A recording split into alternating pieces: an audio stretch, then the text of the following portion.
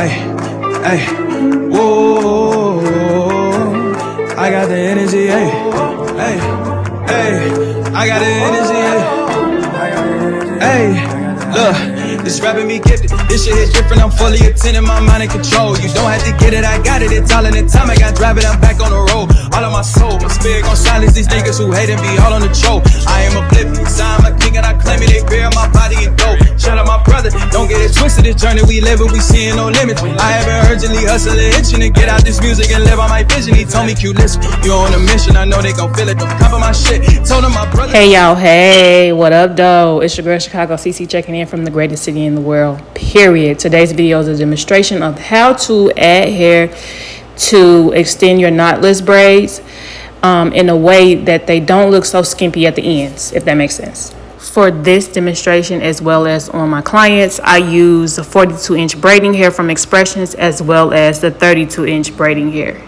Although there's a slight difference in length between the two, it makes a huge difference, and I'll show you why later on. So pre-stretch hair thins out at the ends, which is why your braids thin out at the ends. So with the first braid here, I'm going to demonstrate the method of not extending the length the correct way. And I use that word correct loosely because I'm not trying to tell you what to do, okay? So let's say our client booked for a butt length. I'm going to braid this braid as it, and we're going to pretend that it's butt length, right? Okay, cool.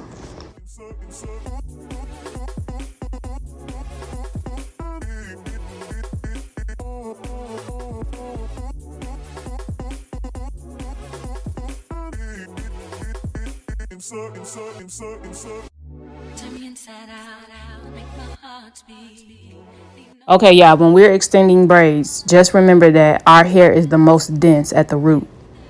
And when you get towards the ends of our hair, that's when it starts to thin out. So you want to bridge the gap or fill in the gap by adding braiding hair like a couple inches before your client's hair starts to thin out. And I'm going to show you.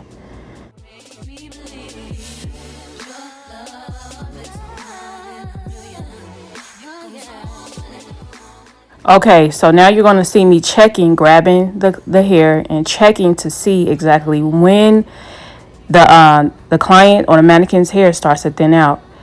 And that's where you want to start adding hair. So maybe like 4 inches or so before it starts to thin. And you can actually feel the braid in your hand thinning out. So I normally add like 1 or 2 pieces there. You don't want the pieces to be too thick, because you don't want the braid to get bigger. You want to keep the braid consistent as possible.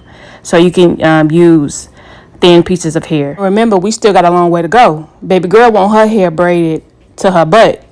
So we want to keep that braid as consistent as possible. Y'all, now look at that. Look how ugly that is. How skimpy and thin that is. It gets towards the bottom. That ain't right. That ain't right. I'm finna show you what to do. Okay, so we have moved on to the next braid. The quote-unquote how to do it the right way. See here, as the mannequin's hair is thinning out, I'm adding my pieces. This is the 42-inch braiding hair. So don't forget this part is the important part, and also we're establishing length, right? Right. We also want to make sure that all our braids are the same length. So in order to do that, you go to the previous braid, which is what I'm doing here now.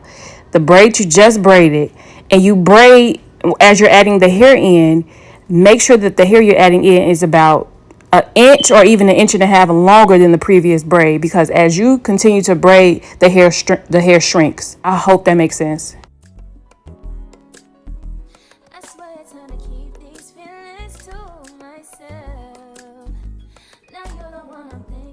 Again, as you're adding hair, make sure that the hair you're adding is a little bit longer, 1 inch or 2 longer than the previous braid. Don't forget that part. We want to make sure that all our braids are the same length. So once we have added the hair, we have established the length for our next braid, or our current braid. We're going to take some 32-inch hair and start adding it in to like bridge the gap or fill in that gap. We don't want to add 42-inch hair, because 42-inch hair will make the braid longer, and we don't want our braids to be uneven, and we don't want no ankle braids, okay? So you see how I'm demonstrating that if I add the 32-inch hair at this point right here, it will not exceed the length of the braid, our butt length braids. We don't want anything longer than butt length. So if I add the hair in right here, it won't be longer than it's supposed to be. But if I added 42-inch hair, it would be longer. So by doing this, it allows us to keep the consistency throughout our braid, all the way down to the ends where they're supposed to be thin. They're supposed to be thin at the ends, not at the middle. We're still like at the middle, maybe a little bit past the middle, but we're definitely not at the end. You want to keep like the last quarter of the braid. You want to keep that section thin, not the middle section. Okay, now as you can see, the braid on the left is when we didn't add the 32-inch hair. The braid on the right, we added the 32-inch hair and we kept the whole braid consistent. We don't want no see-through braids, sis. No see-through braids. We want our braids sticking full all the way to the ends where they're supposed to be thin. Okay, I see this sometimes. I see this mistake, and I don't like it. I don't like it. So this is the first braid by itself. Child, this is how we don't want our braids to look, and I'm going to keep emphasizing that. This is what we do not want, okay? And this is how we do want our braid. Consistent as possible to the very end. And so here they are side by side, just for comparison's sake. And that's it, y'all. I'm at this thing. I'll holla at y'all in the next video. Thank you so very much for watching. I really appreciate it. Peace. I got the energy, hey, hey, hey.